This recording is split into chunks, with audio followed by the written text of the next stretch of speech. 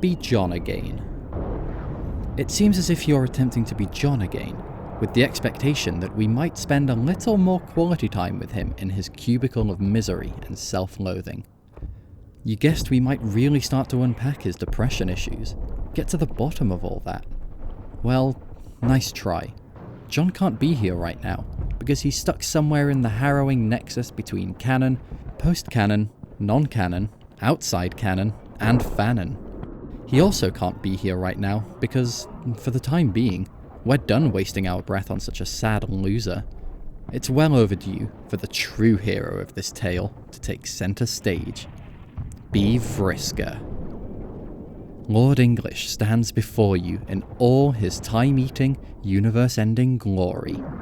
You rode in here like a total badass, and now you're presiding over a whole host of ghosts, ready to throw themselves once more into the maw of this final battle.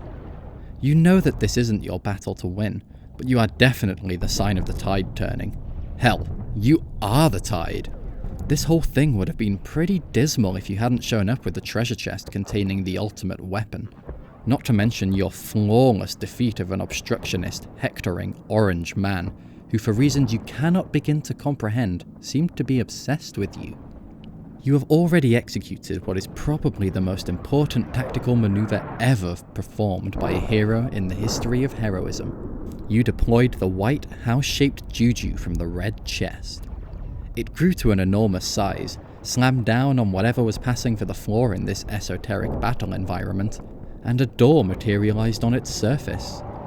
You now stand off to the side, looking especially pleased with yourself, waiting for the legendary weapon to unload itself toward the hulking tyrant. You've now got two bitches of either gender at your side. Your main girl Mina, who you stole from that embarrassing past version of yourself that you owned so hard you bet she's probably still crying. And Tavros. Not just any random ghost copy of Tavros, of which there appear to be thousands.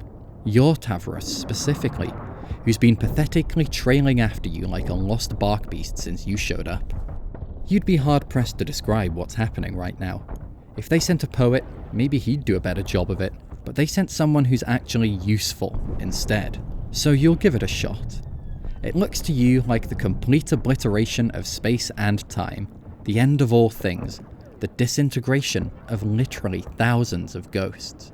And no doubt your admirers out there would love it if you described it all in painstaking detail, but you're not an executionist. You just call it like you see it, and what you're seeing right now is pretty awesome.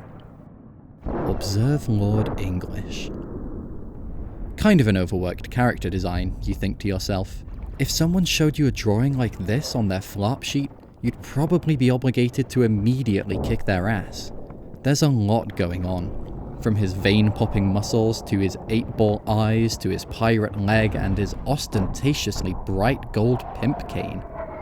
Years ago, you brutally criticized Terezi for adding a dragon-head staff to her Red Glare cosplay.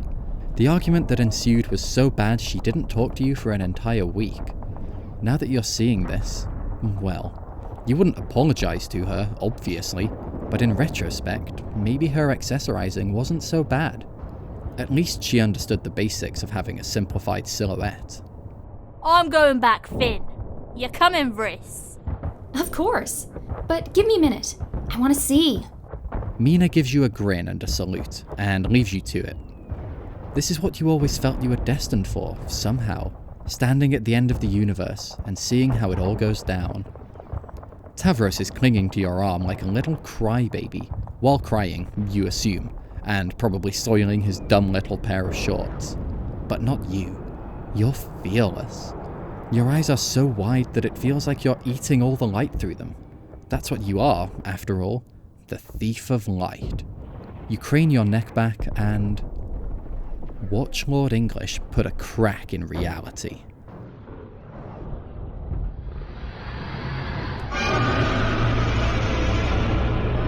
It's beautiful.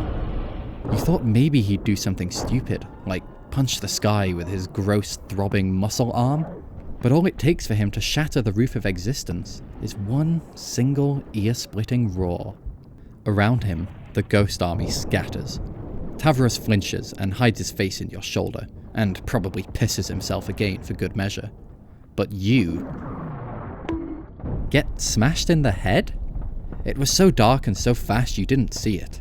The shard of space-time that split off from above and hurtled towards you. Your body rocks back, whiplash fast, and you nearly keel over. You're still standing though, and laughing. That's what you were doing when Lord English put a split in the fabric of reality. You are laughing, not crying. It doesn't hurt at all. Vriska, are you okay? Shut up! I'm... You stagger back and put a hand to the head wound. Your eyes spin, all 8 of them. It's not a big deal though, just a scratch. It's fine.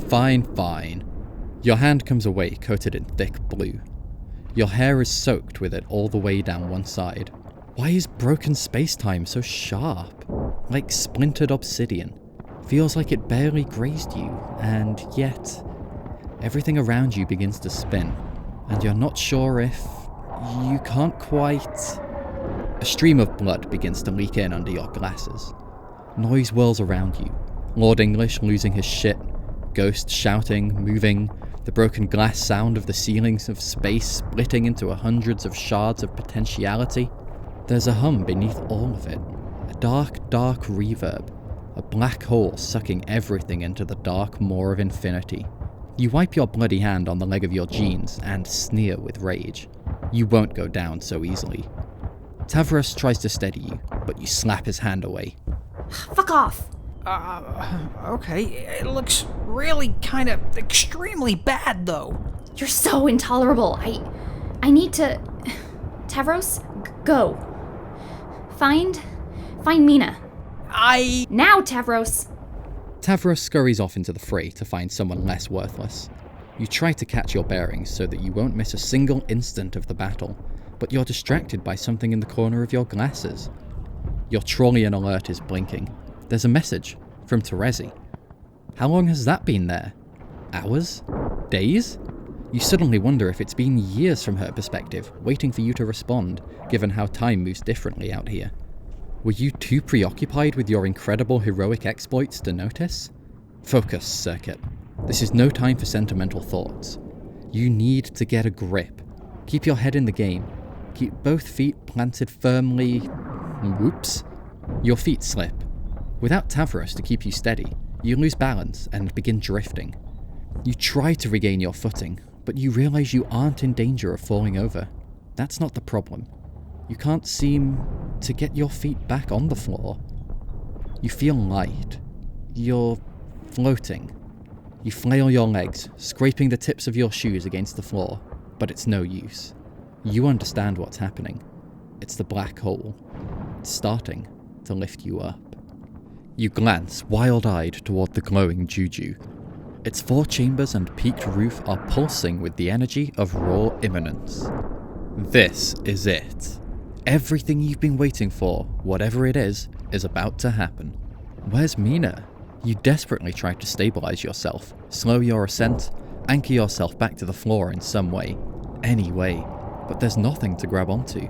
There's blood in your eyes, and your depth perception is fucked. Your hand goes wide, and your fingers close around empty space as you reach impotently toward the glowing symbol of everything you ever believed you were meant for. This can't be how it goes. As you continue to levitate, gaining speed in the direction of the insatiable cosmic body, you can see your blood trailing behind you in wet cerulean blobs. The juju glows brighter. You need to see what happens next. You need to see! You're so frantic, grasping for purchase in the empty air, that you aren't ready for it. Another black shard of space-time hurtling through the void. It collides with your chest, right at the place where your ribcage connects, and sends you spiraling ever faster toward the deep, dark maw of infinity. A black hole is something not even a god-tier player can survive, you suspect. And even if one could, you highly doubt there'd be any clawing your way back out of its event horizon and back into relevance. Not this time. It's a fate worse than anything you can imagine, and as it truly sinks in, what is happening to you, how this is ending for you, finally, you lose all sense of composure. You flail, spin, and flip in helpless little circles like a bloody ragdoll, and you begin to scream. John, emerge from the juju. The first thing you hear is a tiny scream getting sucked into oblivion. The voice is familiar, but not as familiar as the second thing you hear, which is a crack. It's not just a crack in your ears. This crack goes all the way down your spine. You almost don't react to it, because it's so familiar. Around you, a cacophony rises up like steam. Oh shit! It's really popping off out here. Dave's voice reminds you that your teammates have emerged from the house along with you. You survey the group. Everyone is accounted for. 3 confused, frightened teenagers.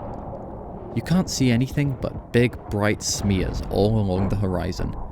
You fish the 2 halves of your broken glasses out of your pocket and hold them up to your face. The scene comes into focus. The eye of a storm, a black hole so massive it stretches as far as you can see. An army of ghosts, swirling and screaming, whipping around you like leaves in the wind. And at the center of it all is Lord English, just like in your dream. You can feel it now, the moment reality yawns too wide and snaps in half.